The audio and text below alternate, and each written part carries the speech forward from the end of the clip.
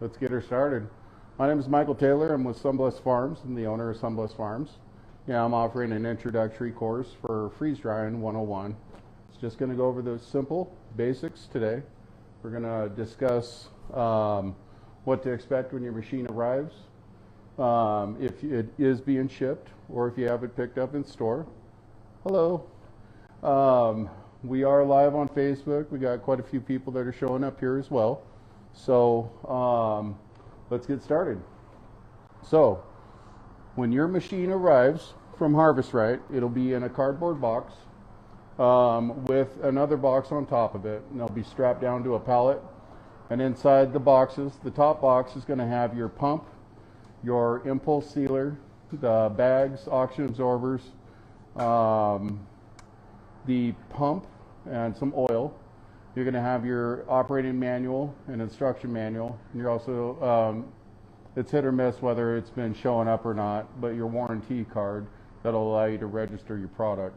Now, you are able to register your product online by going to the Harvest Right website, and I recommend everybody do that because the sooner you get into the system, the sooner you're protected.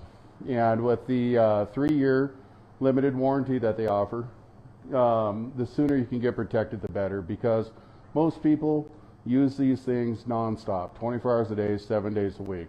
And I suggest everybody, while you're under warranty, please use it as much as possible, because if something is going to go wrong with it, it's going to go wrong with it during that warranty period, then it's going to get fixed, and boom, you got an awesome machine indefinitely after that. Yeah, go ahead. So the warranty is a 3-year limited warranty. The first year is a top to bottom nut and bolt everything warranty, and then after that you have a 2 years after that you have a condenser, compressor, and Freon warranty. So if you ever spring a leak with your Freon or your condenser, Harvest Right, typically they want you to ship it back to Harvest Right, so that way they can fix it there. But I am a repair agent, as you can see with the one that's torn apart there. I'm doing a condenser swap right now. So if you ever needed another condenser, or yours was going out, or just even a diagnosis, I can easily come out and pull the records and check out and find out what's wrong or diagnose it. So you would just have to start the ticket with Harvest Right, go through their tech support, and then say, hey, I have somebody here locally that's an authorized agent or repair agent. Do you mind if he comes and pulls the logs or diagnoses what's wrong? So anyways, when you get your machine, it's like I said, it's going to be in 2 boxes. It's going to be strapped down. The top box is going to have all the different parts and stuff like that, the impulse sealer, oil, pump, and those manuals and stuff. Make sure that that everything's there. If something isn't there, because we've had it happen before, get a hold of Harvest Right, get a hold of me if you purchase a machine through me, and we'll get you taken care of. I mean, I've even had the pump ship broken. So everything looked good in the box. You know, it wasn't like FedEx knocked it over or something like that, but the pump was broken inside the top box. So when it arrives, FedEx guy's going to show up. He's going to drop it down. All you're looking for, because you get 15 minutes to inspect it, and I tell everybody, just look around the box. If it looks like somebody drove a forklift through the side of the box, obviously it's damaged. So just deny the shipment, call Harvest Right or call me. If there's just a tiny little cut on the cardboard, these things are packed with full of foam, and I mean, so you know, open up the little cut area, look inside. If the foam is fine, then it's still fine. If the foam is damaged, then you know, it's up to you if you want to take the chance or not. So after that, the bottom box is going to house your freeze dryer, and so you cut the straps, you pull the box off the top, you look at your freeze dryer. It's going to have the heating element inside, your gasket on, which is right here, and Your hoses are not going to be connected. See, we got a drain hose on this side. So do another look around after you pull the top off, because at that point FedEx is probably long gone, but at that point you can call Harvest Right and say, hey, the box looked fine when it was shipped, but there's something, like there's a crack along the plexiglass door or something like that, you know, that I wasn't able to see when they were dropping it off. Harvest Right's really good about making sure that they'll be able to get you a new door or a replacement door or something for your machine. So boom, you get it inside, get it set up on your table wherever you're going to be freeze drying. Let it sit for 24 hours. Let that Freon settle in there. After that, what you're going to want to do is you're going to want to do a bread run. Now your bread run is, the only function of a bread run is to get all the factory smells out of the drum. Whatever, it's kind of like putting baking soda in your freezer. It's just going to pull in the nasty smells, or, you know, machining and stuff like that into the bread. Then you just toss the bread. But what it does give you the opportunity to do is to monitor the process of your freeze dryer and make sure that everything's working correctly. Another thing you can do after the Freon sits is we can go into a function test. Now, a function test is one of the easiest ways to check the various functions of your freeze dryer. When you turn your machine on, this is what it's going to do. Oh, hold on one second. Okay. If I can zoom in with your Okay. phone. So this is exactly what it's going to look like. It's not going to have the name up here. That is something that you can customize the name of your machine by tapping up there, typing in whatever you want to call it, Mr. Freezy or whatever. But there are quite a few things on this screen that are hidden. If you tap the flower up here in the left top corner, it brings up your function testing. Now this is a great way to check your condenser, check your heating rack, check your pump, and don't worry about the auxiliary relay, that's not used. So those three are going to be your main ones. Now if you kick or turn on your condenser, that's exactly what it sounds like. It sounds like when your fridge or freezer kicks on. What I like to do is I like to run it for about a half hour with the door open. I know that sounds counterintuitive, you always shut the freezer door, right? But what it does is it allows this, because this drum's going to get down to -20, but what it also allows is the humidity of the room that's coming in here to freeze. And you'll be able to see after about a half hour, 45 minutes, frost rings that are forming all the way up here.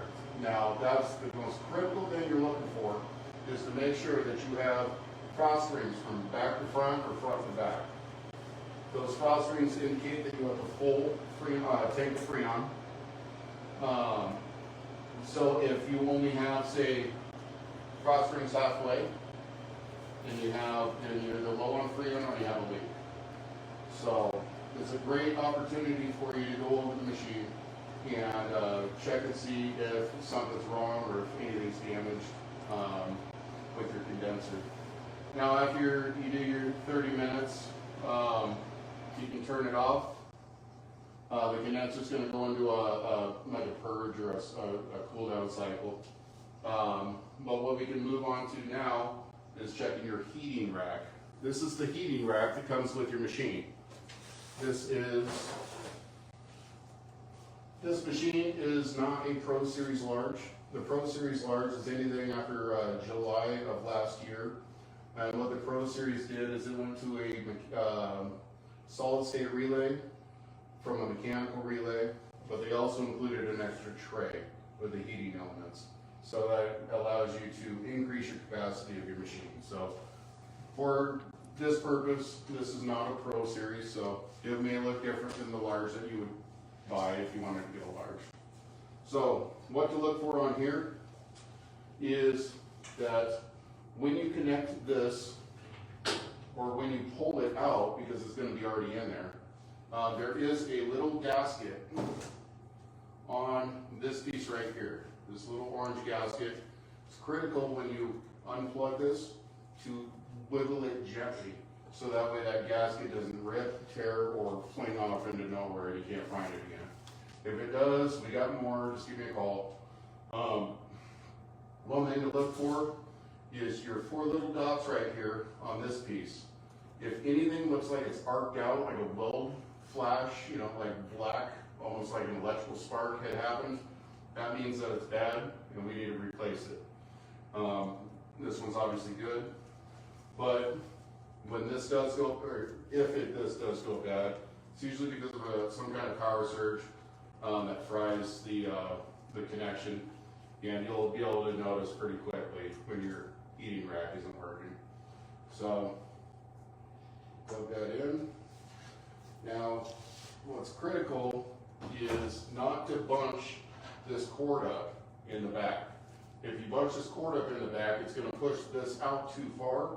And this gasket right here, if this gasket is not firmly sealed all the way to the back, it'll create a vacuum leak. And that's one of the biggest things that I've seen as far as people having issues with their harvest rack, is I got a vacuum leak. I don't know why, the valve's closed, or the pumps looks fine. There's so many differing factors that can cause a vacuum leak in these. But this is one of the most critical ones. So what I do is I just kind of feed the power cord back from the top and make sure that it's seated in there perfectly. And then another thing, when you pull this off to clean it, open this up and just look for any food particles, like a peanut or anything. I call it the $2,000 peanut because it's going to cost you a lot of money to send this thing back to harvest rack because of this vacuum leak you can't find when all it is a piece of food. So simple way to make sure that you don't have an issue with your machine. So this just simply self-explanatory. Just tap it on there nice and gently. One thing to look for after this is on, make sure that this is seated properly, is that there is a little gap between the heating rack and the gasket on the inside right here. If there's no gap, that means it's pushing the gasket out, means it's not getting a good seal, which causes a vacuum leak. So right here we got about a 1/16 of an inch on each side, so we are good. So let's close the door. Now what to look for on your door to make sure that your door is properly sealed is when it's closed and the door latch is latched, look for a faint black line going around. And if there's just a little bit where that little black line is not there, where it's pressing against the plexiglass, that's fine. It's just if half is missing the black line, that means that this side is sucked in too tight and it's pushing this side out and not creating a proper seal. So let's move on to the vacuum function test. Always make sure that your drain valve is closed. And we have your pump here. Now when you set up your pump, you want to make sure that you only fill your pump halfway with oil. Do not go all the way up to the max line. If you go up to the max line and it goes under a pressure or a load, it's going to start seeping out through the demister here.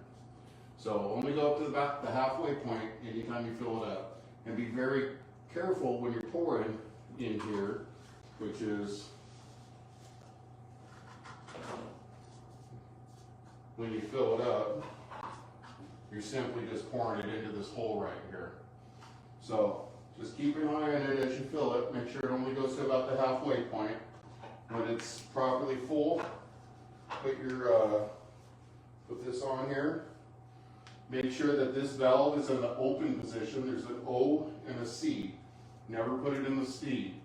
Always have it in the open position for the vacuum to go. If you put it in the C and walk away 6 to 8 hours later, it's just going to have a ton of moisture that is saturated and ruin the oil. So always make sure it's in the O. All right, so let's turn on our vacuum here. You can hear the vacuum click on. That's what it's going to sound like. These premier pumps, these are fantastic. A lot of people have questions. They might, should I go for the oil-free pump? I mean, is it really that much better? Just because it's more doesn't mean it's better. I want to say, if you order it with your machine at the time of purchase, it's $1,495 to upgrade. If you purchase it separately, it's $1,695. Just because it's more doesn't mean it's better. Last year, I went to Harvest Right to the facility, and I was there for a week, learning how to work on machines, learning the ins and outs of the machines, and I asked the chief engineer for Harvest Right, hey, should I be upselling these? Obviously I want to make more money, I'm a retailer, right? And he said no. He said, honestly, the oil-free pumps are overkill. Now, unless you're doing something pharmaceutical-based or scientific-based, you don't need it. Those things are so finely calibrated that if anything goes wrong at all, it's just going to stop working. And now your pump's over getting repaired for 4 months over at Harvest Right, and then you got a freeze yard sitting there doing nothing. These things are fantastic. They are, they come standard with the machine, so there's no upgrade charge or upgrade fee for these. And they're quiet. I mean, that's as loud as it's going to get. The oil-free is probably twice as loud as that, so it does make a difference. Plus, it's about 15 pounds heavier than this thing too. So, yeah, I wouldn't worry about the oil-free pump. I mean, unless you're going to get into somebody in the marijuana industry, you probably get one, or say somebody in some kind of medical facility or something like that that needs to use freeze drying for, say, plasma or blood or something like that. And then that would probably be something standard with them. Then again, too, they also have the budget to deal with repairs and stuff like that. So what kind of oil? So the oil is a high pressure vacuum oil, and if you hand me that blue bottle right behind you. Okay. So this will be what comes with your machine. It's just a high vacuum pump oil from Harvest Right. We sell these here in our store. You can use Robin Air oil, and I believe there's one more brand that you can use, and they tell you only to use the three: the Harvest Right, the Robin Air, and the other brand. Robin Air and the other brand are more expensive than the Harvest Right oil. We sell these pints for quarts or whatever for $12.50 each in store, or if you order online, we sell them in the 6-pack, so I believe that comes out to $72.99 or something like that. But you should get, which is the standard pump for a large, you should be able to get probably going to be about 3/4 of a bottle, so there'll be a little bit of residual. And the reason why you get the residual is because your first time filtering your oil, because this will come with your shipment too. I forgot to mention this. This is your filter pitcher, and it also comes with a filter cartridge. It just looks like a standard Brita pitcher, but this is designed to get any food particulates or any other things that may have got into your oil. I tend to filter after every batch. You don't necessarily have to. The oil's cheap, respectively. So what you're looking for when you do change your oil or filter your oil is over time you'll see a color change. So it'll go from like light yellow to like a dark amber. But as long as it's clear, it's fine.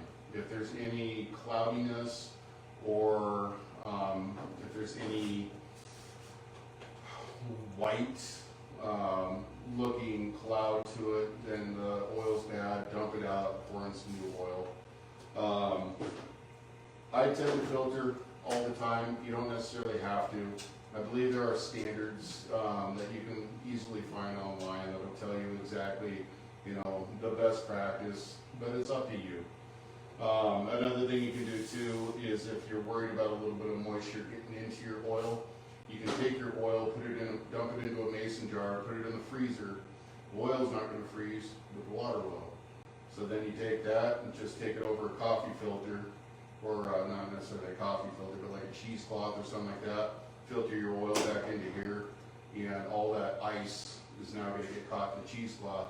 So that's one way to get rid of the moisture in the oil. Now, when it comes to your pump, these are designed to run hot. I see this all the time. Hey, I'm seeing smoke coming out of my pump. Is it bad? It's not smoke. These things are designed to get hot enough to boil water. And it's a defense mechanism for the pump. So what you're seeing, if you ever see smoke coming out of your pump, is actually steam, because it had pulled in water and it's boiling the water off, so that way it can recirculate the oil and not the oil in the water. So, so many people are like, oh my goodness, this is so hot, I'm gonna put a fan on it. Like, I see people putting fans on their pumps all the time. All you're doing is making it work harder, which increases the chance of it breaking. Never put a fan on your pump. I do see people putting fans on their freeze dryer through the little slots on the side here. That's fine. I mean, you can if you want, but never, ever, ever, ever put a fan on your pump, because you're just gonna ruin it. Another thing I see people do is they have their pumps like right up next to their machine. And they're wondering why your bottom tray isn't getting done. Well, it's because this drum is trying to maintain negative 20 degrees. And you have a 185 degree pump sitting 4 inches away from it. So try to get a little bit of distance between your pump and your machine, and it will help your condenser and your compressor be able to cool better. It's not going to work as hard to be able to maintain that temperature. So we have done our vacuum. Right now we are down under the 2,000 mark with our vacuum. Harvest rate states anything under 1,000 is good. So we got a little bit of a vacuum leak on this one. So I will have to figure that one out. How could you tell that? Well, because we're about 7 minutes and 45 seconds into our vacuum, and our mTOR is not going below 1477. So right now, you should be seeing gradual steps of less and less and less mTOR. But right now, it's 1477, 1486, 1450, 1480. So it's kind of leveled out right there. So there could be a number of reasons why this is going on. A lot of it has to do with either these hoses being improperly tightened. They're a floating, not a valve, it's a floating connection. So sometimes if that hose is cocked and you tighten the connector to the freeze dryer, it will essentially kink itself and create a vacuum leak. So what I like to do is, while I'm tightening it, I kind of wiggle the hose a little bit, so that way you can feel the hose stiffen up as it's getting tightened, so that way you know it's properly seated. But another avenue that could possibly be is we could have a potential leak down here in our drain valve.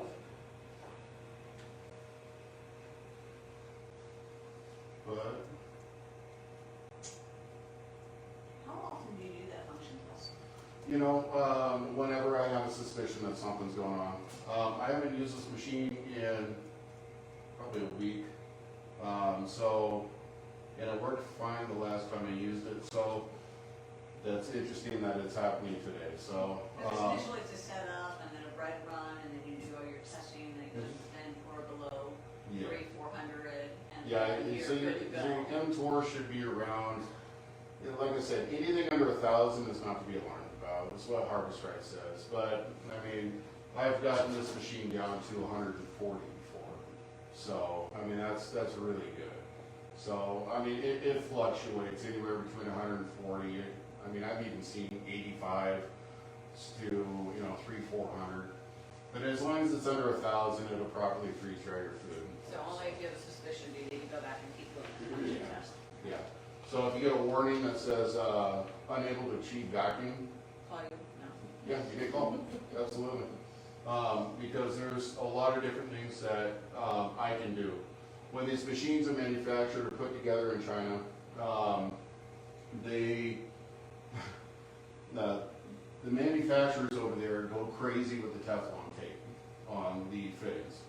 They're wrapping that thing like 5, 6, 7, 8 times. So that's one issue. So what I like to do is I'll go through all the fittings, I'll open up the machine, and I'll pull all the fittings off, take off the Teflon that they overdid, and put the 3 wraps like you're supposed to, tighten it on, and then another thing you can do is you can take silicone tape, the self-adhesing silicone tape, and you can wrap your fittings as well if you want to be able to ensure everything's right inside the machine, that you never have to rip it apart again.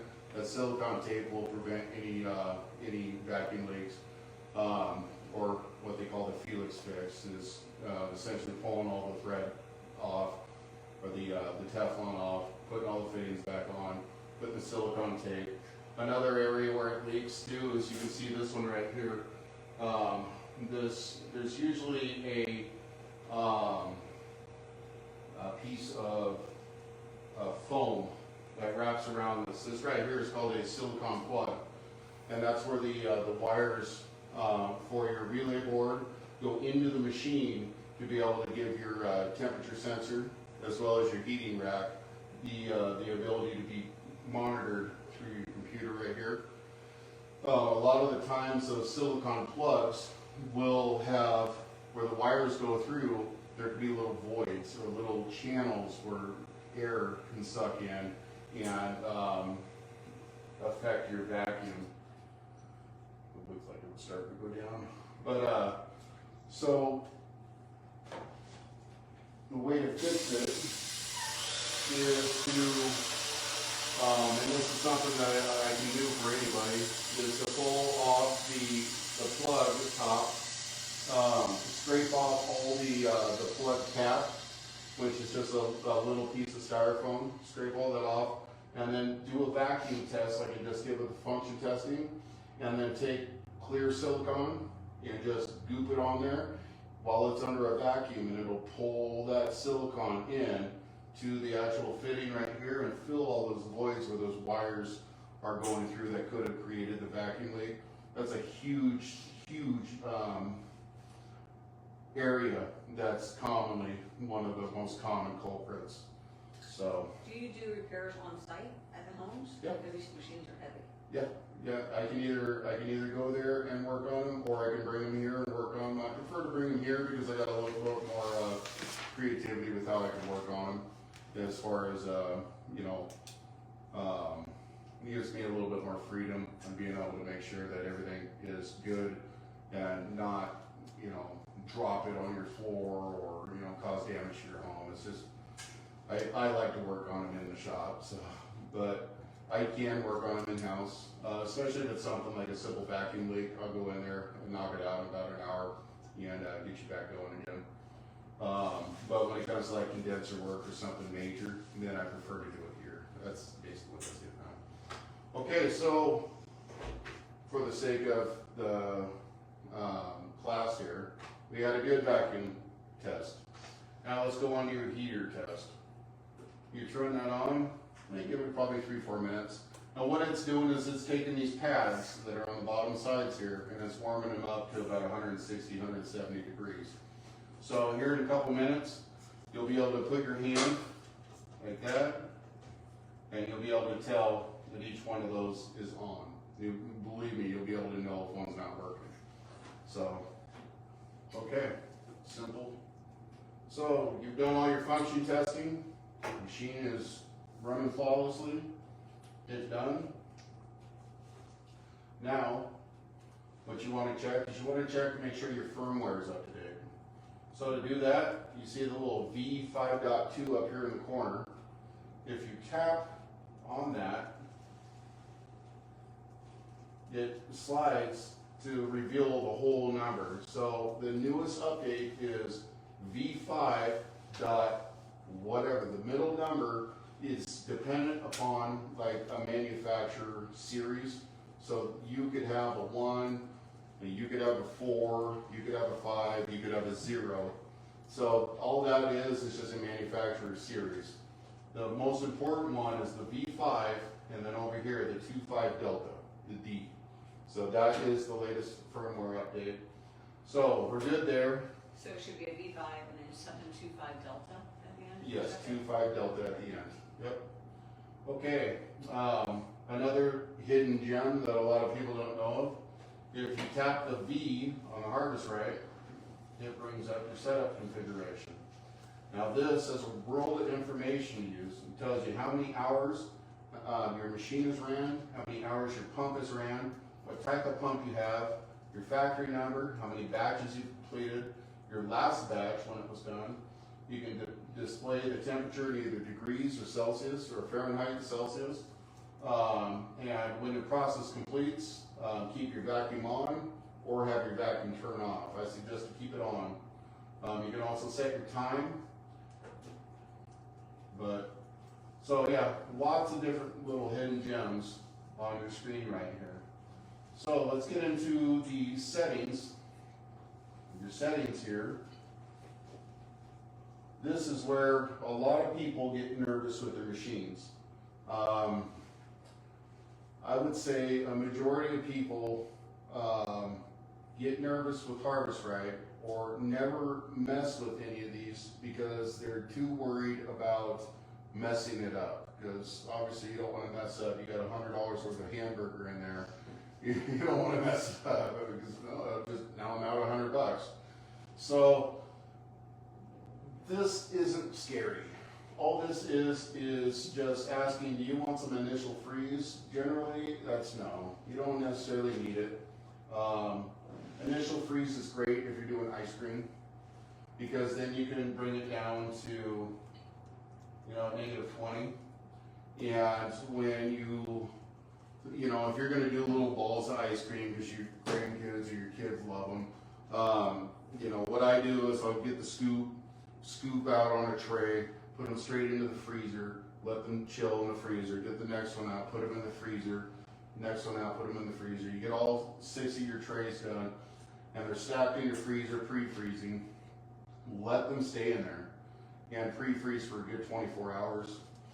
Then, when it's time to do your load, set your initial freeze down to -20, hit start, and it'll start doing your 15-minute countdown. It does a 15-minute countdown before you load your trays every single time.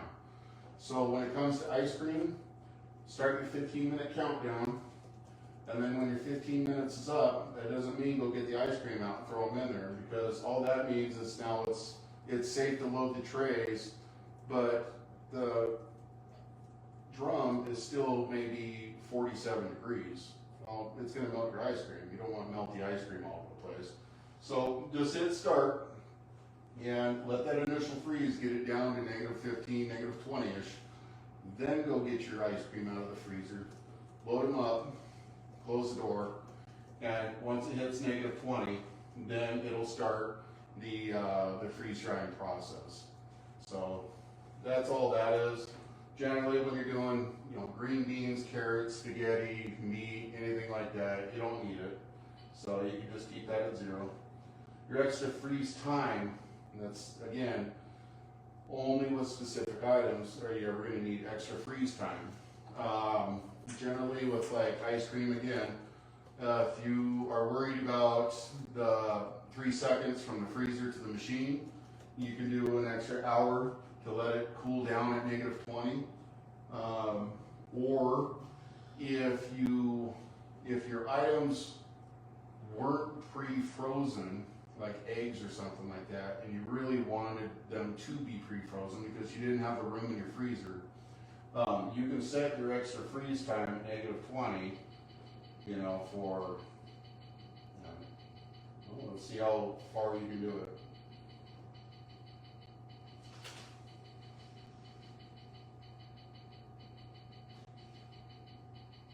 Look at that,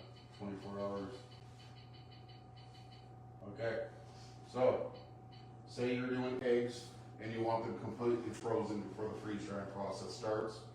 You crack, like on these we did 240 eggs. Yeah, we pre-froze them in the freezer, but if say you don't have the rooms or you're using a machine like an XL, nobody has the length of the XL trays for a freezer. But you like pre-freezing. You can set this to get down to -20 and then time for 24 hours to ensure that everything freezes adequately and before the freeze drying process starts. So that's a way to get around the pre-freezing. Generally, you don't have to pre-freeze everything, but there are certain things that you probably should, like eggs and what's another one? Milk, you know, because the pre-freezing in your freezer allows the center to be fully hardened or solidified as ice. If it's soft inside and ice on the outside, what could happen, and I see it happen on time to time, is when the vacuum starts and it gets under pressure, the inside blows out of the ice and just gets everywhere.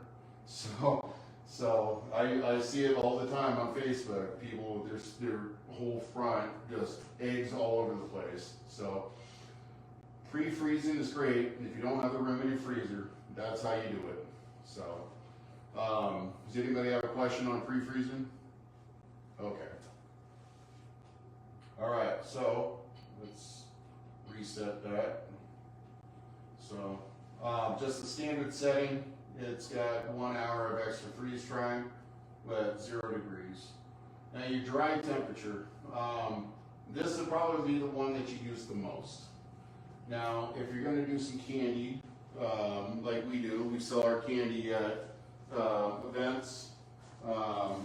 These things are great. It's also a great way to complement the purchase cost of your machine. Freeze drying the candy is great. Go to, bake sales, your church event, and just one of those. It's about $7.50 or $6 to $7.50, something like that. That's what we sell one of those for. Those are just gummy nerd clusters. But if you want to do candy, what's great about that version 5.25 Delta is you have candy mode. Candy mode, anytime you go above 130, it goes into candy high temperature mode. Now all candy high temperature mode is just mimicking a vacuum oven, not a freeze dryer. So essentially, the freeze drying doesn't take place, but the vacuum ovening, I guess, does. Because candy was a byproduct that somebody found that they could do. It wasn't designed to do candy, but somebody found that they could mimic the vacuum oven principle with their machine. So once you go above 130, it goes into candy high temperature mode. Generally, when I do my candy, I'll bring it up to 145, and boom, I'll just leave it at that. If you're going to do candy, that's where your extra dry time, it's critical.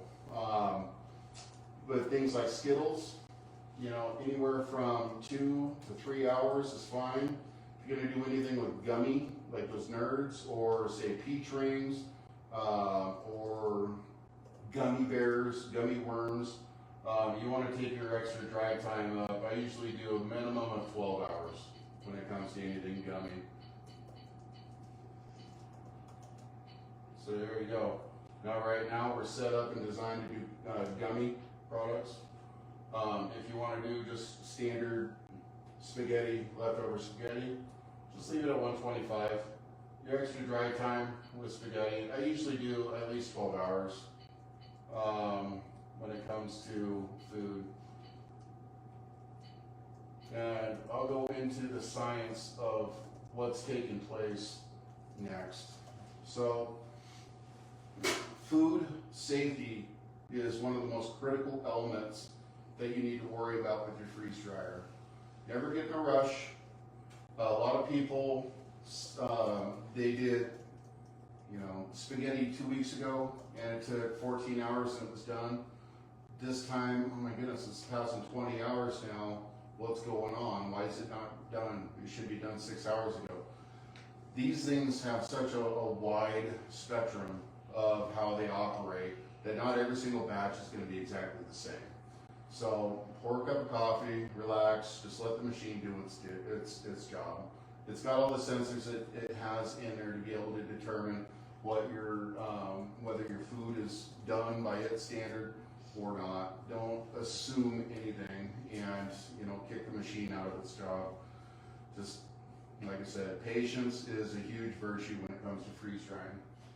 So the science about what's taken place. I'm sure everybody's had dehydrated food before.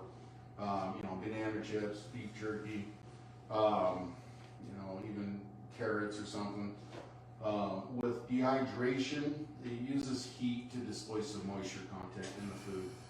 Now, because it uses heat, a massive amount of heat over the course of time, it essentially cooks out the nutrients. With dehydration, it cooks out about 60% of the nutrients in your food. And it also, because it uses heat, it causes the complex sugars and carbohydrates in the food to essentially brown or caramelize, which causes a significant flavor change to your food. Freeze drying does not use heat. While I've been messing with heat, the heat is low enough to only allow thawing to occur, not cooking. So when you load your food in here and you hit start, what's taking place first is it's dropping the temperature down to -20. And what that does is, a lot of people aren't aware, but ice finally solidifies or goes into a solid state about the -20 mark. Ice is actually fluid from -30 or 32 degrees down to -20, and you can see that if you ever put an ice cube tray in your freezer on a slant. Those cubes will self-level over the course of several months. It's not as quick as liquid water, but it does happen. So when you get down past the point of stabilization of the ice molecules, the next step is a vacuum freezing process, which creates the negative atmosphere inside here. And now, after that process and the vacuum takes place, then the trays are warmed up to 125. And it doesn't cause it to cook, but what it does is it causes those ice crystals in that food to start thawing. Now, under those conditions, a process called sublimation takes place, where the ice, which is in a solid state, as it thaws, goes into, as it thaws, the solid ice skips the liquid state completely and just goes to gas. So it goes from solid ice to gas. And in that drum that's still -20, that gas is pulled out of the food and refreezes on that drum like a magnet, drawing everything, all the moisture out of that food. And that's why you'll start to see big ice rings forming, because that was all the ice, or all the moisture that was in your strawberries, your spaghetti, refreezing on that drum. So when it's done, it's going to let you know that your process is complete, or it'll give you the option to verify if it's complete.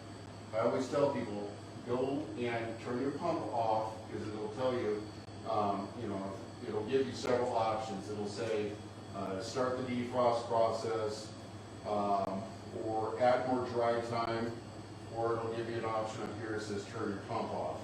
So turn your pump off at that point, open up your drain valve, or if you have our pressure relief valve, you can turn it off on this side, release the pressure. Open your door, pull the food out. And the easiest way to check if it's done is to put on some gloves and just tap your food. If it's warm, that means there's no ice there. If there's a cool spot, that means that ice still hasn't sublimated out of the food yet, which means that it has the potential to create bacterial life, botulism, or anything like that. So it's so critical of food safety. So If you feel any cool spots, roll her back in. Throw an extra 8 hours on there and walk away. I mean, it's critical that you make sure that everything is all the moisture is completely out of your food.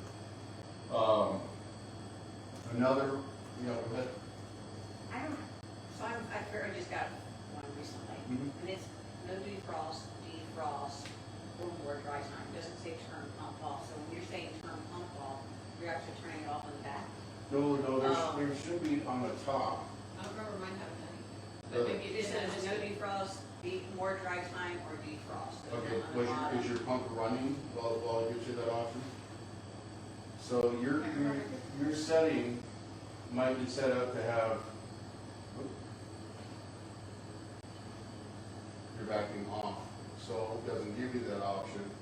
So it just shuts the vacuum off and maintains the pressure that's in So there. that's ideal, right? So I like to keep the vacuum on because, say, if your batch completes at 3 a.m., you're still going to maintain all the conditions of freeze drying until you wake up 7, 8 a.m. and go check on your batch.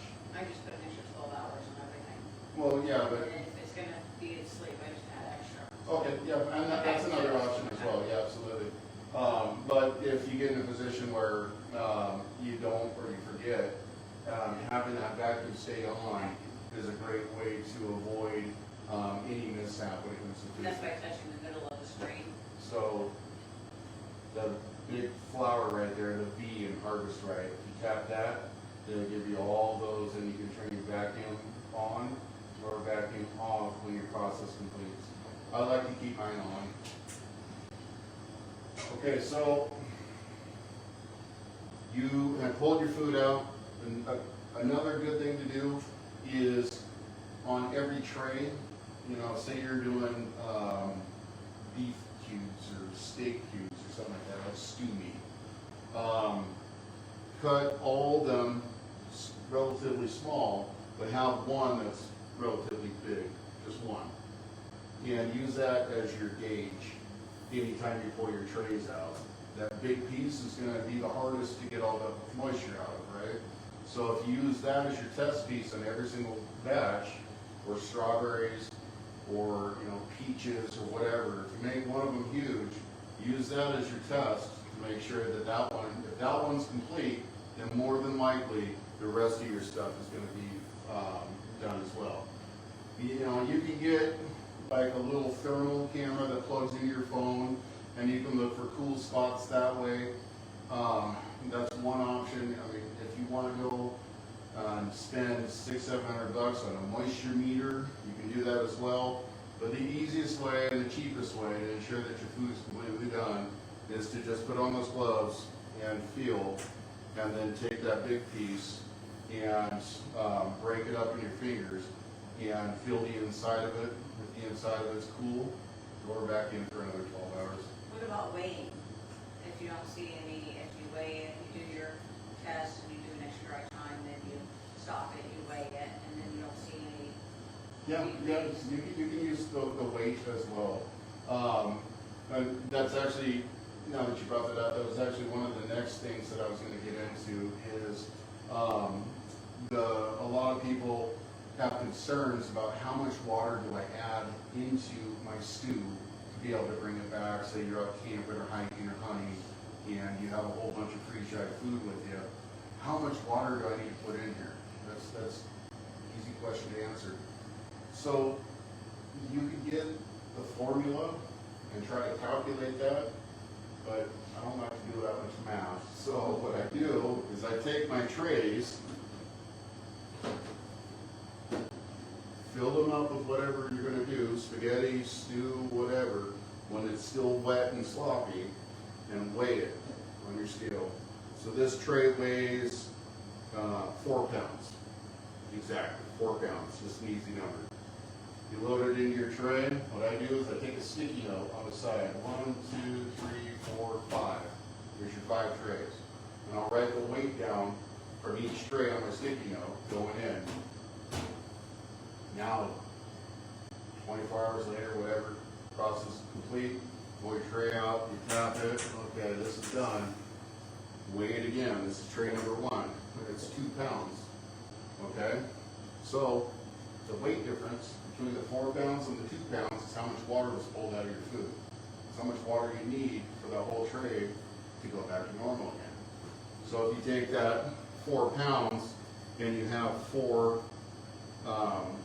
section pieces, which would have been a pound a piece, put them into 4 bags, you know to put 1 pound of water essentially in each bag to reconstitute it back to normal. Easiest way to do it. So just get a scale and weigh before and weigh after. Another thing to do is when a lot of people, and I don't know why this gets brought up, but it does, so I'm going to bring it up.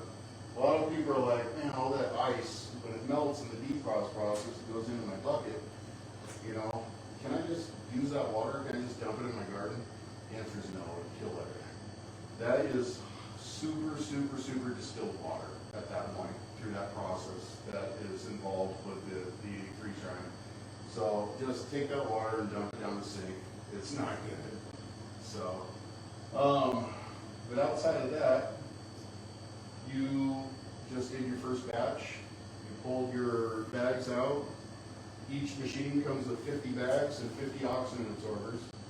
The oxygen absorbers comes in pack of 10s. So there's 5 packs of 10 oxygen absorbers. So when you do your food, try to do multiples of 10. Because once you open up your oxygen absorbers, you can't pull 3 out and then put the rest back on a shelf. Once you open it, you're committed to all 10 of those. Can you reseal it with your impulse sealer and put them in like a mason jar? Or the dot still stays red? I wouldn't, Okay. yeah. Cause mine was purple, I put them in the jar, and mine was purple, and I did the little machine I have, and it eventually turned purple again, Oh, did it? Okay. which I was like, oh, I was like, Vacuum sealer. Yeah, or, Yeah. So, from a food safety standpoint, I don't mess with that because I would rather buy more oxygen absorbers than risk 15, 20 years later having contaminated food or a whole bunch of contaminated food that went bad years ago. So, from a liability standpoint, I'm going to say if you open them and you have any left over, just toss them. well, also I know those are like 700 cc's, which is really high, right? Yeah. So a lot of them, I think, isn't it like 300, do like Yeah. a. Well, yeah, there are, there's charts that you can pull up online that'll show you, how much volume each one will do. But The hard generally, shell. you can't over, do your oxygen absorbers in an area. And I don't know if anybody knows how oxygen absorbers actually work, do you? So, the air that we breathe is 97% nitrogen, 2% maybe oxygen, and 1%, other elements, smog, whatever. So the oxygen absorbers aren't trying to get all 100% of the air out of the bag. It's only going after that 2% oxygen, because that's what oxidizes or spoils the food. So the iron oxide pellets that are inside the bag pull in oxygen and essentially starts a rusting process inside the little bag. And like a little magnet, it pulls in the oxygen and rusts those iron oxide pellets. And what's left over is 97% nitrogen. So essentially it's like nitrogen packing your food. So anytime you see, bags of chips or anything like that, those have all been nitrogen sealed or nitrogen packed. So it's actually a really efficient way to nitrogen pack without an expensive machine to pump in nitrogen to do it. So, but yeah, that's essentially what the science is behind those. And honestly, you can even use hand warmers because those are the same things in lieu of oxygen absorbers. But then again, that's an expensive overkill if you ever have to get to that point. So you put those in the bags, yep. in your Ziploc bag or whatever? Yep, so what I do is I'll have 10 bags laid out. Let me grab some bags and show you here.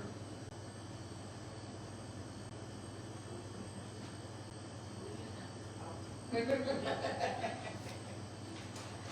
of it, but I know it's intimidating when you're like, oh, this computer doesn't sound like. well, I mean, Got it in March. All right. 22 loads. So, this is the size bags that come with your machine. They are not gusseted, they are just flat bags like this. A gusseted machine, or a gusseted bag has the ability to stand up, essentially. We sell our generic bags, I wanna say $10 for 25, or $12 for 25 for the big ones. Are they 7 milliliters or? They're 9.4. 9.4? Yeah. So what you would do is you would get your bags, fill up 10 of them with food, and then open up your oxygen absorbers. Like I said, they come in bags of 10, and there should be 5 bags in here. After the food is all done in the bags, and they're all weighed, open this up, and drop them all in, and then get your impulse sealer and seal it. Your impulse sealer comes with your machine. It's free with your machine. And I haven't used that yet, does that suck air out, or is it just? it does not suck air out. So like I said, the oxygen absorbers, you don't need to suck all the air out. You can if you want. But if you did, I would still use an oxygen absorber as well. But like I said, the whole point of the oxygen absorber is to get that 2% of oxygen out of the air, and that's what helps preserve your food. So when you come back and you look at your bags and they're all like, that just means the oxygen absorber did its job? Yeah. There's some of Yeah, them. but some of them aren't. Some yeah. of them won't, and some of them will. It doesn't mean that the oxygen absorber failed in there.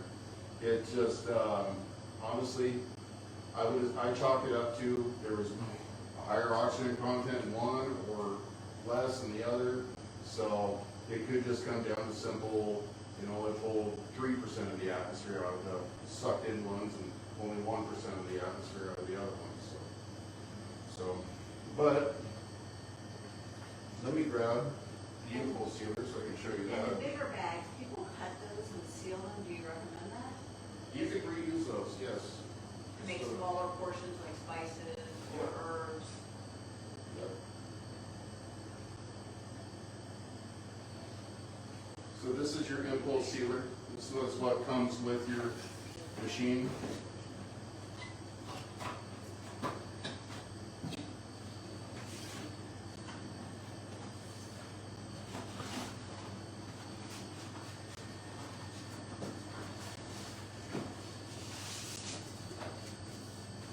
And it also comes with extra sealing pads. So if it starts to get gummy and not really working really well, or only sealing half of the bag and then skipping an inch and then sealing the rest because it burned out or whatever, it comes with extras that you can replace your damaged. Do you sell those? Well, the replacements. I got one with mine. You only got one extra. We can get them most likely, but we don't sell them now. So I mean, that would be a special order thing that I could probably get through Harvest Right. I'd just have to make a phone call and see if they have any available. But so when you get your oxygen absorber, this is what it looks like. Obviously it's kept shut right now, but you would essentially plug it in, turn your dial. With these bags, I generally put them about 6.5 to 7 on the dial here. And because these aren't necessarily gusseted, you can seal them anywhere on the bag. So what I'll do is I'll take my food and seal it. The red light will come on and you'll hear a click, and then the red light will shut off and you'll hear a click. When it clicks off, doesn't mean let go. Leave it for an extra second or so pressed, and allow the pad to cool after it's done that. Because what could possibly happen is it could possibly hold the seal apart because it's still warm. So that's why I keep it pressed and I let it cool for a couple seconds after I seal it. And then I'll let go, open it up, pull my food out. Now, you'll want to look at the bag after you seal it and look for a uniform line all the way across. If it's a uniform line, give it a couple tests, make sure that nothing is leaking, and then you set it right. If it just doesn't look right, from a standard, everybody's seen these on packaging before after it's been sealed, whether it's chips or, something you get at the grocery store. So just out of years of picking things up at the grocery store, everybody knows what a properly sealed seam would look like. So if anything looks off, it's most likely because your settings are off. If it looks like it's almost melted all the way through or really sealed, that means you're too hot. If it looks like it didn't seal really well at all, you're too cold. So try to find that fine point with your sealer. So all the food have to go in those bags, or can they go into canning jars and sew them that way? So if you put them in canning jars, I would use them. They're not going to have a 25-year shelf life. So those would be something that I would use over the course of, say, the next year. The two biggest enemies to your food is, remember, the moisture gets down so low with these that it is trying and actively trying to come back to a neutral state. It's almost like, when you suck all the air out of a bottle on your lip and then you pull it off, all that air is trying to rush back into that void. Same thing with moisture with your freeze-dried food. And that's something I don't think I got into with the science about the process, is it gets the moisture content down so low because it's the most efficient way of reducing your moisture. It gets it down so low that it gets it down past the point where microbial life or bacterial life can even exist. So once it's down past that point, that's what gives it the 25-year shelf life. It's not that it does anything to your food special. It makes it so dry that botulism or any of the other nasty things can't exist in it. So, and I forget exactly what the setting is or whatever for the I forget what the scientific term is or whatever for it, but like I said, there's a health department issued number that it has to be below to be considered completely safe or whatever, and this it supersedes it big time. So, but that food is always trying to get back to a neutral state. And so the two biggest enemies to freeze-dried food is light and moisture. Light is one of the biggest contributors to food spoilage or freeze-dried food spoilage. So if you're putting it in a mason jar, keep them in a cardboard box in the dark down in your pantry, and then pull them out and use those first before you get to your bag stuff. Yeah. What if you dropped an oxygen absorber in that glass jar and used the vacuum sealer on it? It's still not going to last 25 years. But if you're thinking about a year. Yeah, a year somewhere within a year. Yeah, I would try to use that. The bags are the most critically important ways to minimize your light exposure. So bag it and put it in cardboard box, tape it, put it in your pantry, where generally the light's never really on unless you're looking for something, then it turns back off again. So, but if you do use mason jars, that is a more expensive option, but they are reusable. So like fruits that you dry or that you freeze dry and stuff, and the grandkids will be eating them like that. Something like that would be instead of using a bag. Yeah, if you're gonna make little snacks for the kids, the grandkids, or whatever, then yeah, the mason jars are perfect. Yeah. Yep. So, then I guess, we do some fruit. These are peaches. So, and we use our boba sealer for when we're doing events. I did a whole bunch of fruit because I'm doing a presentation for freeze drying at at Seamer's Farms, just outside of Greenbluff, north of Colbert there.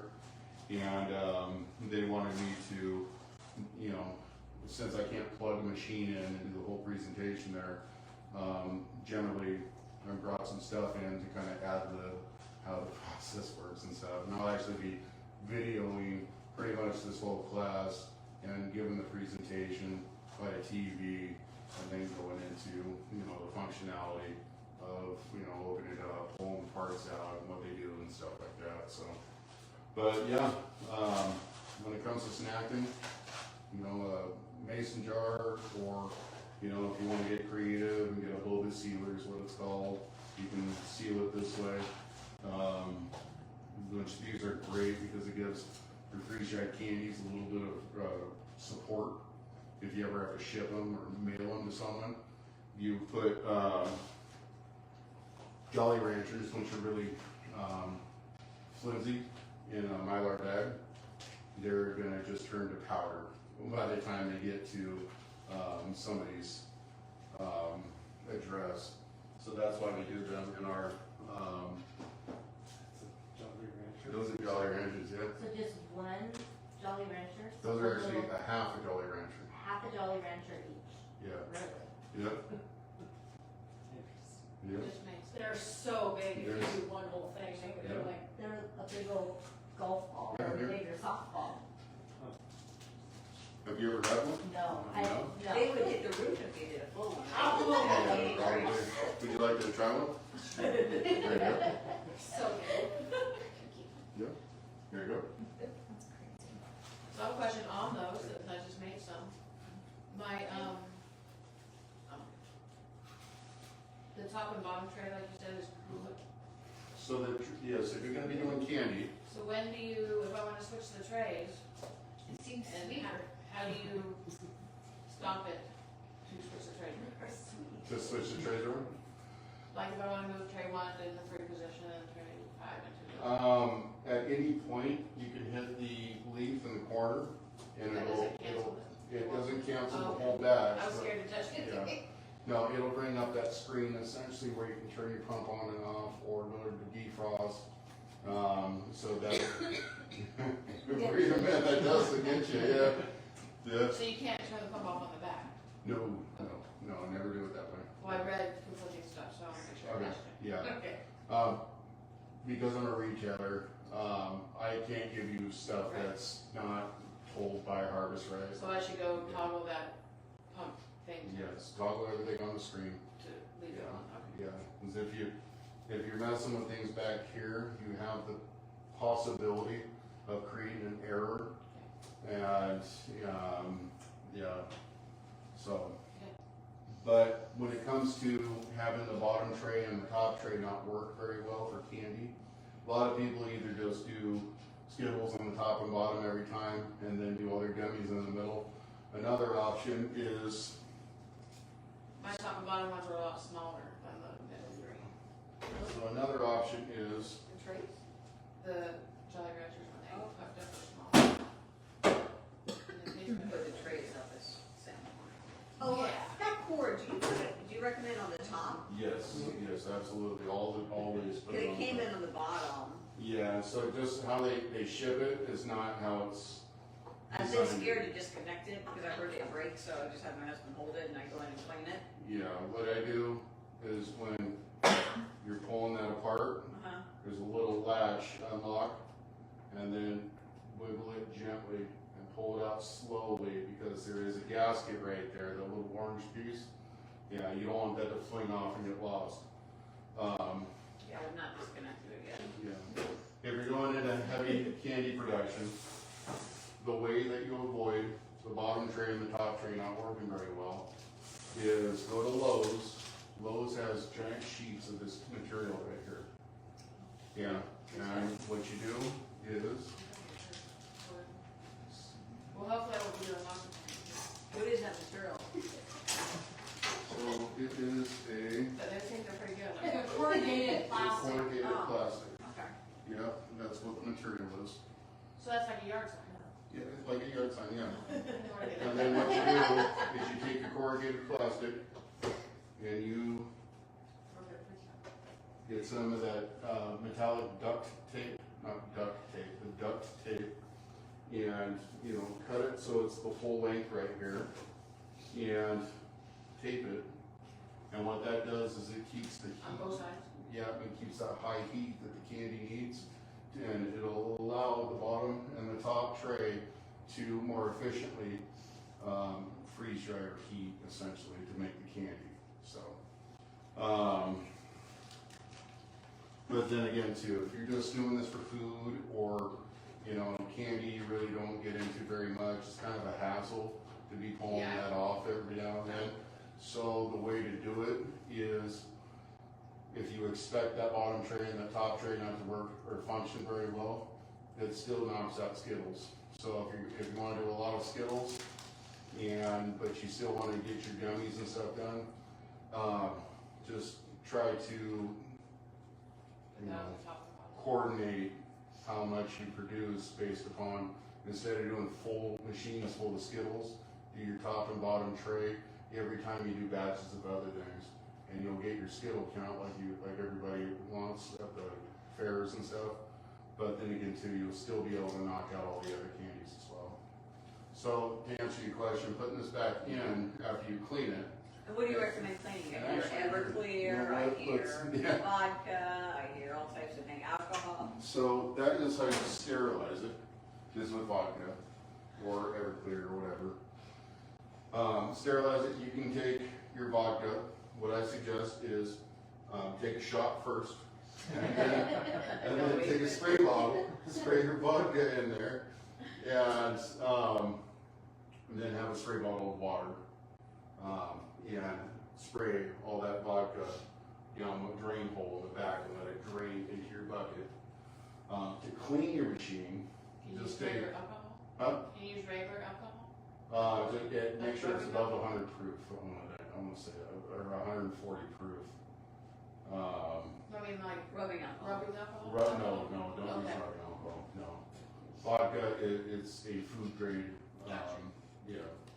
So, but to clean your machine, like this one needs cleaned, just get a little bucket with warm soapy water and a sponge, and just sponge everything. You know, wipe it all in there, make sure everything is nice and clean like you expect, and then take your spray bottle with water, just standard water, and spray all the suds down in that back hole, and just rinse it that way.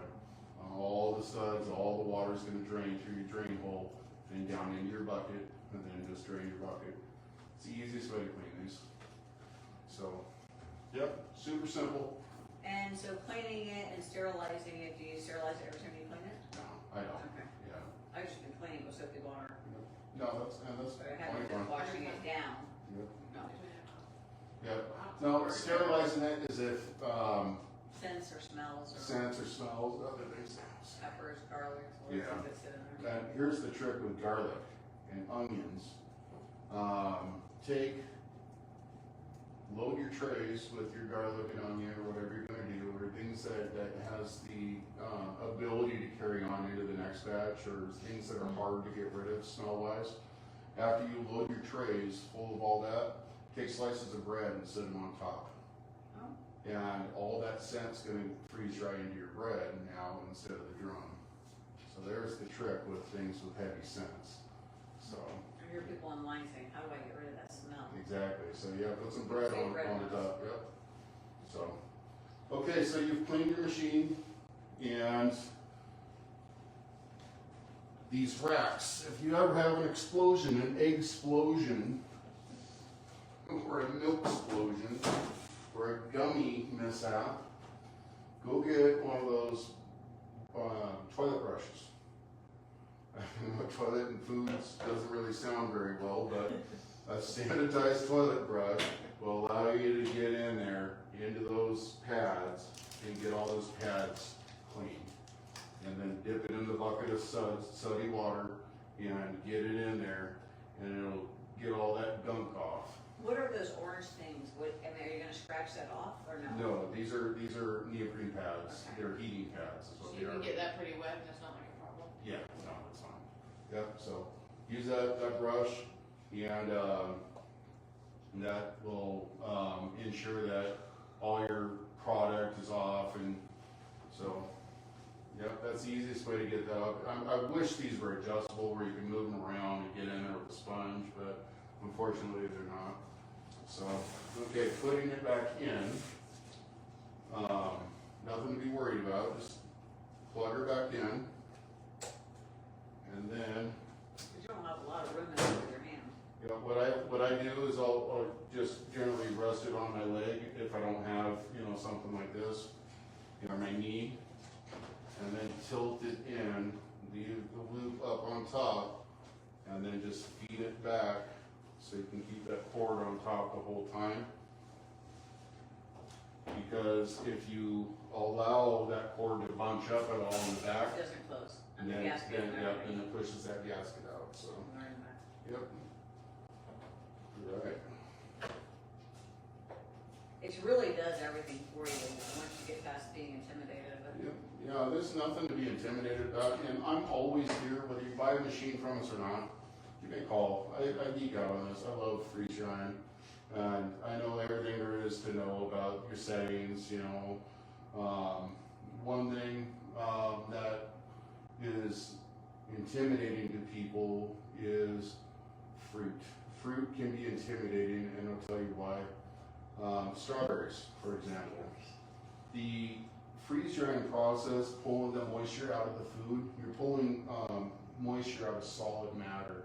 So the more surface area there is, the easier it is to sublimate the moisture out of, which works great for the meat of the strawberry. You can slice them into long slips, and you know, you got a lot of surface area on the strawberry and it'll pull through.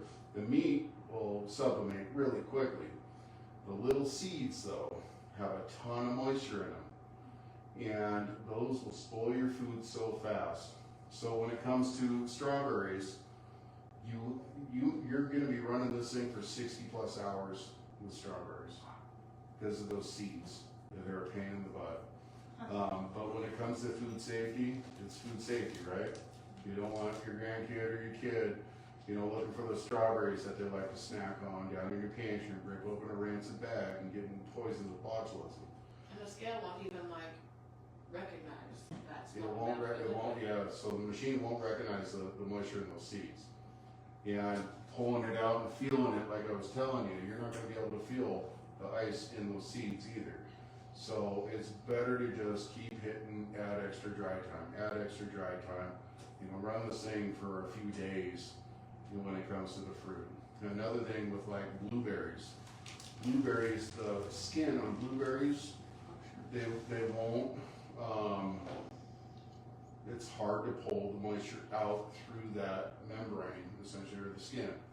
So you can either poke holes in it, like you were saying, or the easy way to do it, because you can do a ton of them all at once, is to blanch it, where you take a wire strainer, put all your blueberries in there, and put a big pot of boiling water and a glass or a pot of ice water right next to it.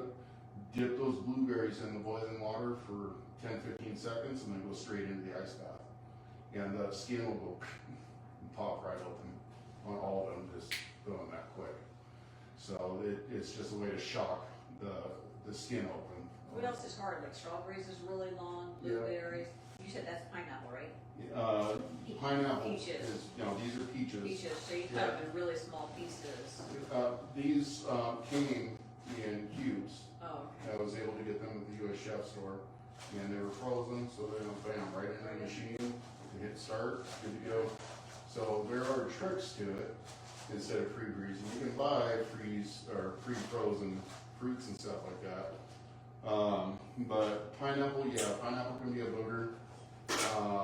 And do you have a question?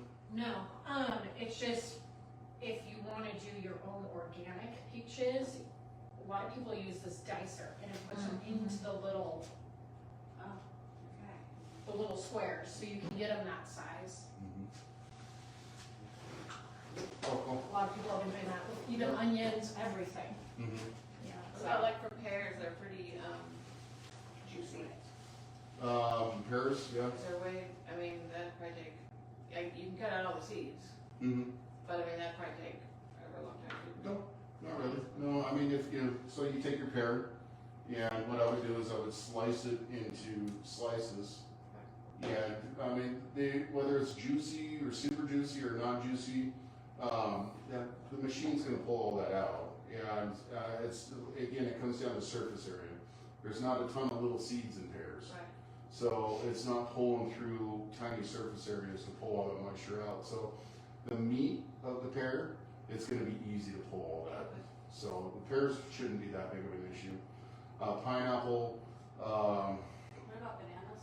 bananas are so good. She's right. Yeah, I'm sure everybody's had. I'm sure everybody's had dehydrated bananas before, right?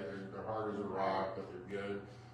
Freeze dried, they have the texture of like a Captain Crunch, but they have that taste of like a dehydrated banana. It's phenomenal. Yeah. I don't like a dehydrated banana because they're too hard. Yeah. No, they're nice and crunchy and they're really That was good. the first thing I did. I went to Costco and bought bunches, because I'm like, for $10, if I screw it up, then there's Yeah. $10 of bananas. So Yeah. let's Absolutely. figure No, they're it really out. good. Cool. They were great. Any other questions? So how much electricity does one use like in a month's time? So when we had heavy production at our last store, we had 5 larges, and our energy bill was about $145 a month, and that was for the whole shop. So I mean, it's not. I mean, you will see a increase. I'm not gonna lie to you. You will see an increase in your electrical use, especially if you're running this thing for 60 hours for your strawberries. But it's not to the point where it's like, whoa, that bill is way higher. So Yeah, ours actually, between the cold temperatures and heat in the house and stuff like that, it actually went down our first month of running, and it ran pretty much continuously. So it wasn't something like major that I was like, wow, it's gonna double my bill. So is it best to have it like in a shop to where it's not insulated No, or in I- a room? try to keep it inside.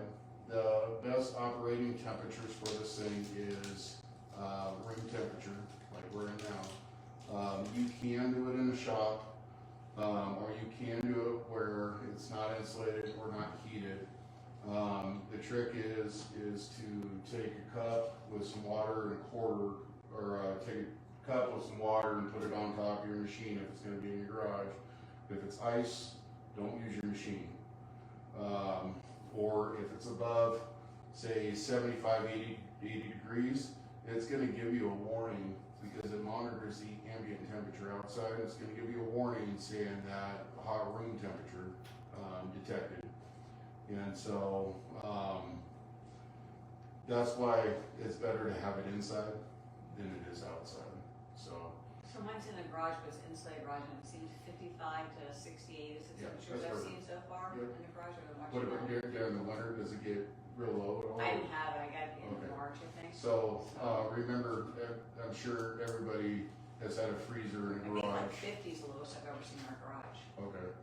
Well, when it gets like, super cold, and everybody's had a freezer in the garage at some point, I would assume, and your ice cream in that freezer starts melting as it gets super cold out, it's because it does mess with the ability of that condenser and compressor to regulate how the Freon works.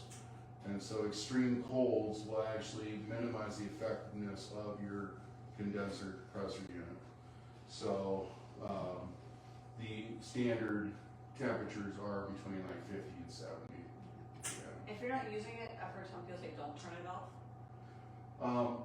If I'm not using it, For any honestly, period of time? I turn it off. I always turn it off and then I unplug it. Okay. Because we could have an electrical storm. That storm the other day, I'm like, honey, Or- unplug the machine. Our whole HVAC system went out on our house because we had this surge from a lightning strike. No, it was wind. Oh, it was wind, okay, yeah. Yeah, so, that HVAC unit is $1,500 fix or whatever because of the little surge, so you don't wanna fry your machine.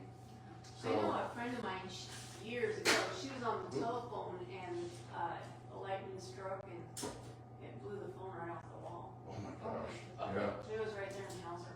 Yeah. wow. So that's why I unplugged it, I'm not gonna be using it for a while. Yep. And Is if the you, door open? huh? Is the door open or closed? I leave the door closed, but I leave the drain valve open. Yeah. So some people talk about the draining valve because it's mobile and they bracket it or they zip tie it to the cage on the side. Do you recommend any of that or is it? So here's what I recommend, and it is an upgrade. Right now, these are back ordered. The only reason I have one is because I found one in a box when we moved. This is a pressure relief valve. Now, Harvest Right carries. We're supposed to get more this week sometime. Harvest Right to be able to start shipping these out. This right here allows you to not release the vacuum with your drain valve anymore. This goes on the pump side. This screws into your machine, and then your hose from your pump screws into the bottom here. So what that does, and remember food safety, a lot of the time you're gonna forget that you got a half a bucket of water or 3/4 of a bucket of water sitting there. You release that vacuum, what happens? It's gonna suck however much water that hose is sticking into, bam, right in your machine. It's gonna look like an explosion of water in there and just absolutely ruin all your food. Another thing that happens too, these hoses are clear. Clear anything that's exposed to moisture has the possibility of creating mildew or mold, right? And that's why we use black tanks for cisterns and stuff like that. So that hose could potentially harbor microbial life, or mold or something. So having this to where you don't have to suck the air out of that hose anymore is a fantastic upgrade. That goes on the back of the machine where Nope, it goes right here. If you want to come over and take a look, it goes right where that hose connects into the machine. Yep. Okay. Yep, so it just plugs right into the And then when you machine. do I thought mine connected in the back. So- But you just leave that Oh, hanging sure, there here, on the other side? just like this. and then you're opening it up and everything from there, not the Yeah, other side. and then the vacuum hose plugs into here, and then when you go to release the pressure, boom, everything is through the vacuum hose size where there's no moisture, there's not a possibility of moisture contaminating your food anymore. And then, the liquid still goes through the drain hose. There. Oh. Yeah, You should but not now change you don't it, have to sucking release the back. Oh, I vacuum. understand. Yeah. Why don't they just add that in? How do you To the clean machine. that drain hose? I've heard people say they gotta clean it. So use, the vodka. Just Yeah. by pouring it through the drum? Yeah, you can Pour do it back in it, the so drum yeah, or- yeah, either that or the hose, you can pull the fitting off, just unscrew it, take the whole hose and, just run hot water through For it. that, and- okay. But these things are a fantastic upgrade to your machines. They're $49.95, we sell them on our website, freezedryershop.com. Right now they are back ordered, but they should be shipping again this week, so, but these things are phenomenal. Yep. And then I see people online talk about this little side screen. It's dust in there and they're blowing like the dust removers from your computers where the filter like Oh, you're talking about the, this little thing, and I watch people take their machines apart. Mhm. So I went out and checked mine, it's clean, but Mhm. is that something to be concerned about? If it's heavily coated in dust, then yes. And what you can do, and that's on the back of the condenser, the fan, essentially. It sucks in air and, dust can get caught in, it's just like a radiator back there. So take a sponge and lightly sponge all that dust off of that But how do radiator. you have to take that whole cover off? Yeah. I have a, I don't know if it's a dumb question. It's a- Could she be in the garage, can she put like a furnace filter in front of it? Where it would suck through the air, but it wouldn't go into the machine? Would that block the air too much?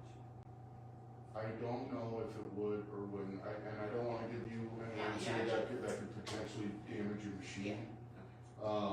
Just sounded good in my house. Yeah, Yeah. I mean, we don't get a lot of dust or anything in there, but you know, we don't do much in there. Yeah. Pull in and pull out. Yeah. So there's not a whole lot of stuff going on, but I did check access all that online. Yeah. And I watched how they have to take that, watched the YouTube how to take that part, I'm like, service call. Yeah, that's what I'm here for. I'm like, I don't think I Yeah. could. Yeah, I'll come out and give your machine a whole retrofit, essentially, or, you know, get all the damage points, you know, the Felix fix or whatever, you know, put your silicone on there. This right here has the silicone tape that I was talking about on a leak, a potential leak point.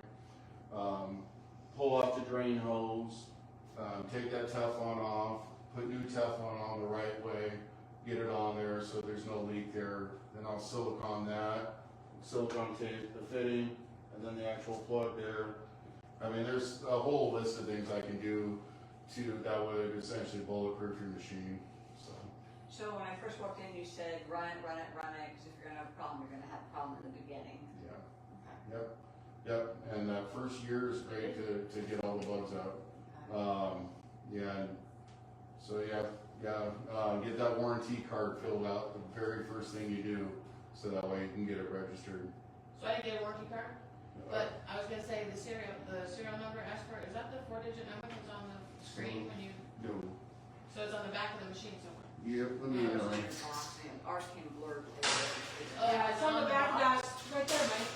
Oh, that's right. Yep, there it Is is. that the back of the machine? So yeah, this is the back of the machine that I'm working on.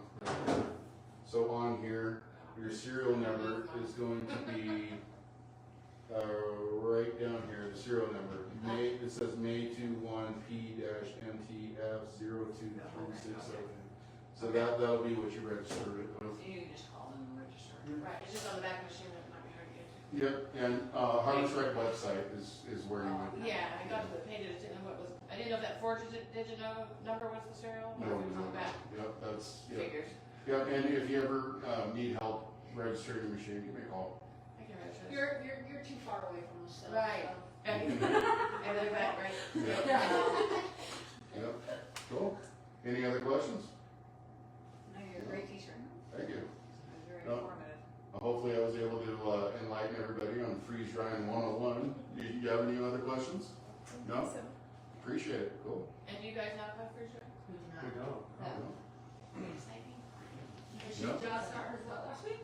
Yeah, that's the weekend. Yep. So freezedryshop.com is our website. Right now we do have a special. We're throwing in a free set of silicone mats with every freeze dryer purchase and our set of our tray stackers. So I need to get you some tray stackers. I need, and did the extra fans come in yet, the tray? They have not. No, not yet. No.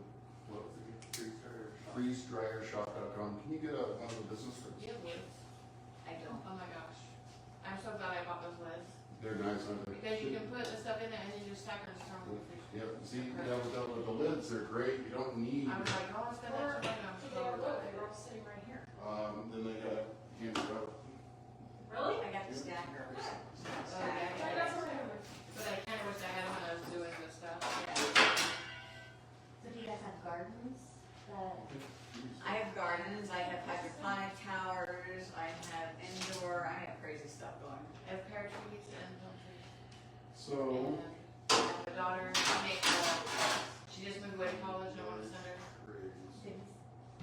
mama soup and stuff. Well, and some of the soups when you taste the freeze rate, you're like, it's good like that. The flavors and tastes like they're all sort of liquid now. So I do, Okay. you know, almost bake everything, make So- some from scratch, and it's just, This you is know what it's gonna be. Yeah, those are so the good. trays and the tray lids look like. The lids double as extra trays, which are great because That's why Is that a lid or is that a tray? this is a lid. Lid. So Super sturdy fish. this. Oh, yeah. You're welcome. Oh, I'm so excited that you guys are here. You already got me too. Me too. So these will be your tray. Yeah. This defeats the purpose of our cheap little stackers, because now, when you go to put this in your freezer, you can just stack them on top. Right, which is great. Okay, But I these are did great. notice that, when you're doing stuff on the counter and kind of prepping your stuff, Mhm.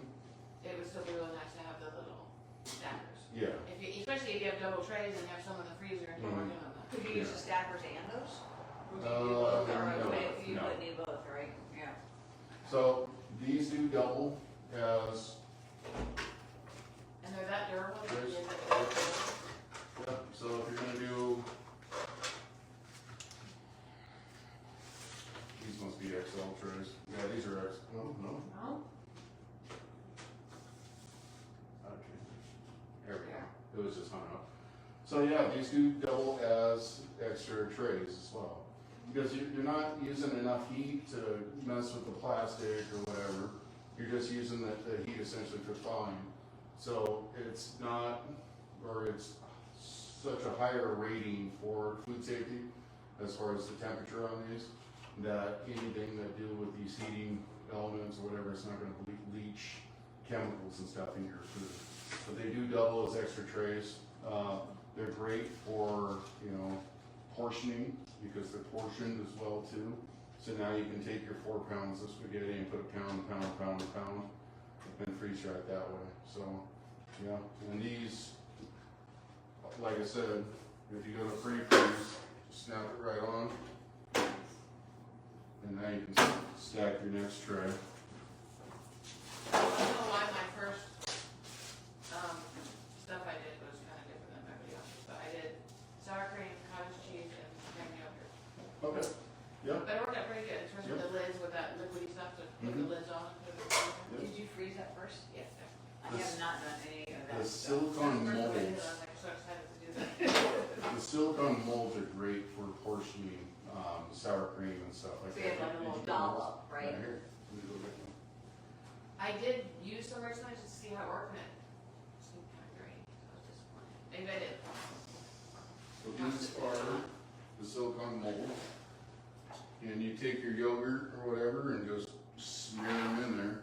Throw it in the freezer, Throw, freeze it. yep, throw it in the freezer, It freeze it. doesn't explode. Yep, the trick with yogurt is Cool. don't go get the expensive Greek yogurt, because it just powderizes right in your hand. Go get the cheap Great Value stuff at Walmart, and they are perfect when you freeze dry them. You know those little yogurt bites that you feed to infants, that they can nub on? That's essentially what your yogurt turns into. And it's just, it dissolves in your mouth almost like a little candy. It's perfect. So like baby food, Yeah. something like that, that would be, Yep, For dog food, cat Yep. food? yep.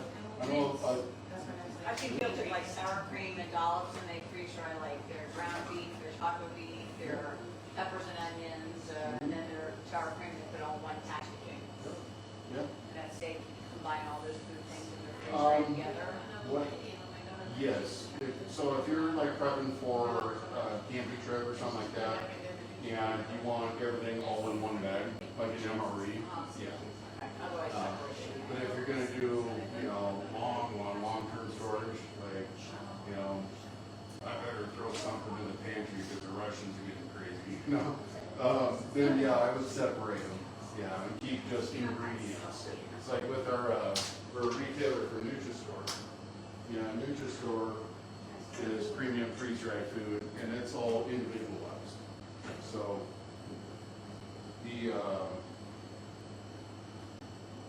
diced chicken, for example, that's all that's in this. Or green beans, or corn, if you really do long term, 25 years, emergency food, yeah, just individualize It's it. like, how much is that much chicken? This is,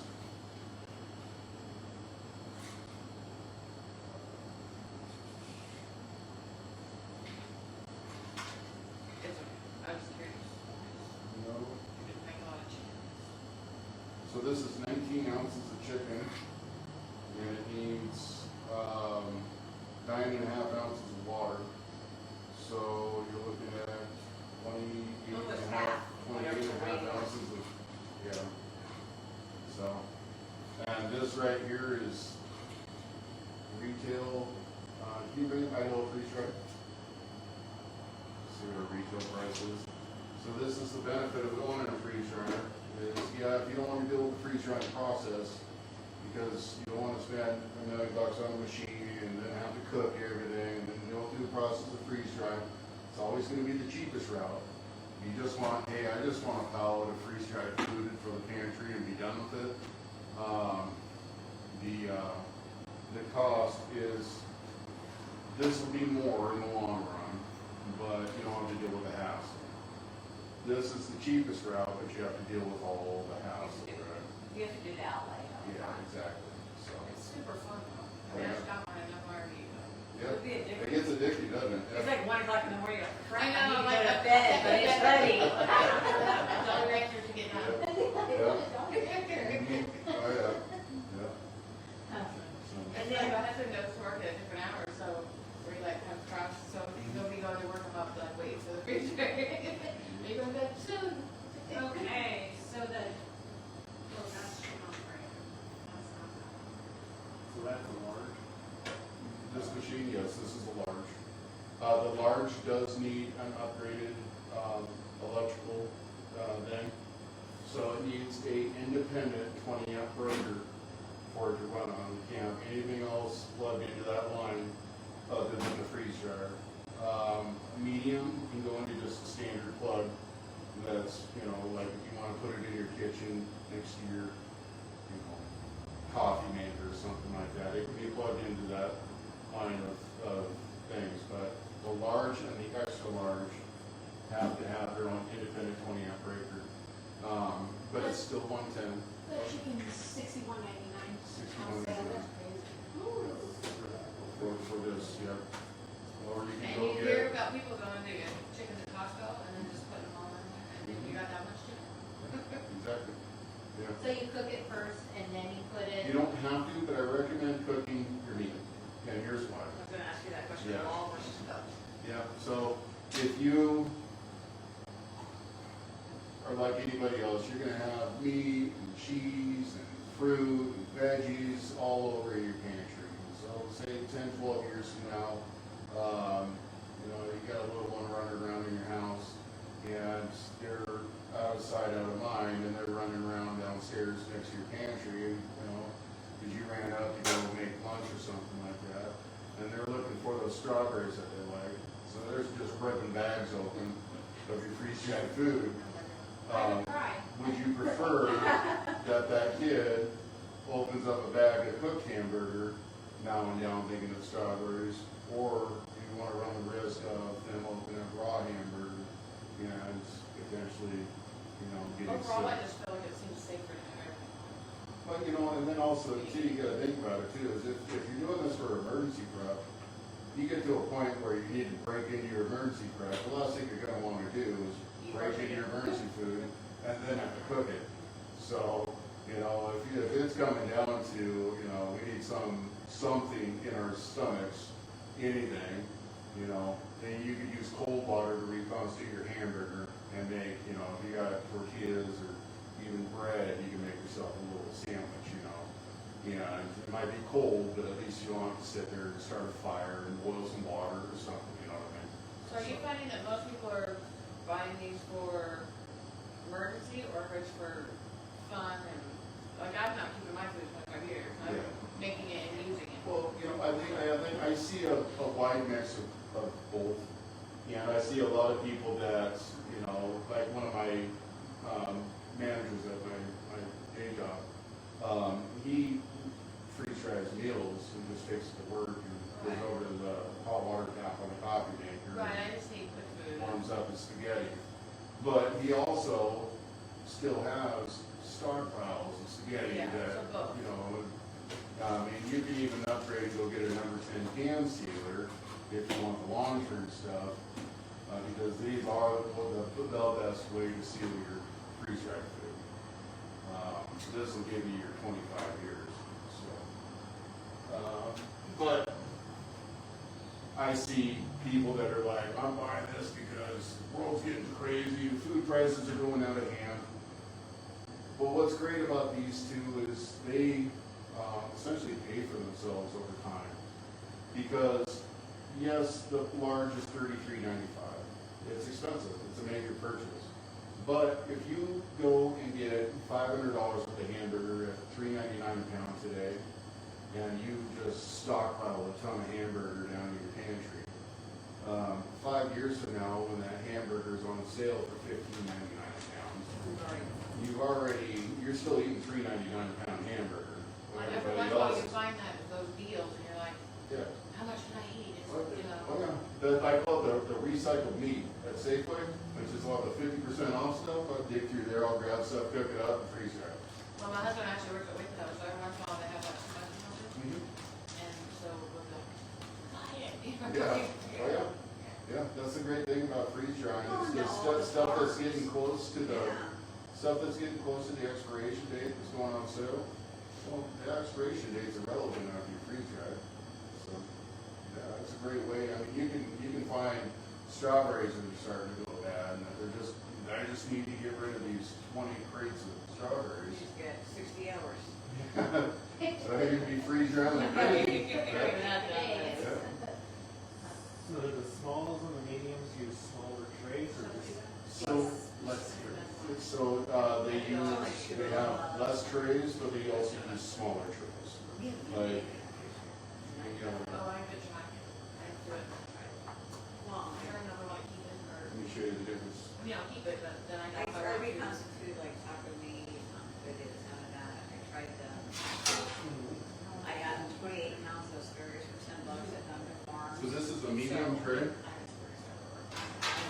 this is a large tray. So there is a substantial difference. And then this is dirty, so bear with me because I used it recently. It's an XL tray. So that's a substantial amount of food you can do with the XL.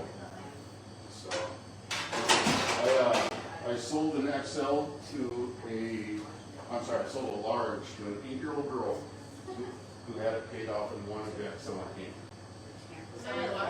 Yeah, I sold it, to an 8-year-old girl that just, her and her mom wanted to, teach her how to be an entrepreneur and made a little candy business, you know, like a little lemonade stand kind of thing, and yeah, she sold enough to pay off her machine with one of them. Is there a lot of people in Portland area that know these? So I'm sure, candy makers. Yeah, it's almost to the point where it's a saturated Right. market. Yeah, I wouldn't want to sell it, but I didn't know if a lot of people have them now, it seems like they do. Yeah, there's quite a few people actually, yeah. Yeah, but they're a phenomenal tool. And, actually I got data here that's on my phone, but, the cost per square foot of these machines dramatically reduce the larger you go. So you were talking about a small machine, we sell the small machines for $22.95. But for $400 more, which is a medium, $26.95, you get double the capacity of that small. And that's the reason why we try to talk people out of the small. It's not that we're trying to make more money, it's just that we hate seeing people hit their capacity, and now bare minimum, they need to spend another $22.95 to be able to get another machine, when they could have just spent the $400 at the medium and had double the capacity to start with. So making the investment on the front end, or the front side, will help on, you know, down the line. So, I yeah. definitely feel like the difference between the small and the medium is completely worth it, like I don't even give it small, my sister has a small. Mhm. The medium to large for me was kind of like special electrical, and it's a little bit bigger, and there's one for the best. So I really, for us, it was the medium, so Mhm. pretty good. Yeah. I like it. I mean, those trays are heavy when you get them filled with food, and then Oh, you yeah. pack a lot of food in those machines as Oh, yeah. well. Yep. Yep. You know, and it also boils down to what you're gonna use the machine for. If it's Yeah. just for you two, medium, hands down. If you end up wanting to dabble in the business side of it, extra large or light. Yeah. The extra large, hands down, is the most cost efficient model out of all the manufacturers there is. I want to say cost per square foot on the large is a little over $300 a square foot. with the medium, it's about $520 something a square foot. Yeah, and that's just because, the $26.95 broken down to the square foot of each tray. It's just, there's less surface area for you to be able to freeze dry to make up that $26.95. Because these XLs, that's 7 trays of those large trays that I showed you. So I mean, that's, you're doing anywhere between 40 to 60 pounds of food a batch. Yeah, so I mean, if you're gonna do candy business, that's, you know, you have to. I got a person I work with over in Georgia, great guy. He owns Lumberjack Arctic Treats, and him and his wife own that freeze-dry candy business. And I want to say they're buying another 7 XLs to meet their demand, and they already have, I want to say, 13. Wow. So they're going up to about 20 of them. Yeah. They Freeze-dry hit it. candy. They Yeah. hit it big. They hit it Candies big. everywhere. It was a huge expo, like Kroger, Super Value, and I was like, it's all. I mean, if you're in an area that will have them, Candy going on. Yeah. Which that's- one? I think Idaho is really into Oh, no. preserving and for emergencies, and so I think a lot of people have them here. Yeah, this is, so I'm a wholesaler for him here locally, so I can't really hand these out. But, you know, this is their packaging, this is who they are. Lumberjack Arctic Treats, yeah. Is that worms? Is that one Yeah, thing? these are gummy worms, yeah. I mean, and he even does, you know, like dill pickles. Those things are phenomenal. Really? Oh, yeah. Yeah. It makes you have any Lemon, thoughts lemon about. heads, yeah. What you do is you take big tin can of corn, okay? Just regular corn from like your chef store. You mix in a ranch seasoning, add salt to it, mix it up, then put it in there. We made like ranch corn. Oh my gosh, it's It's so so good. good. So good, So good.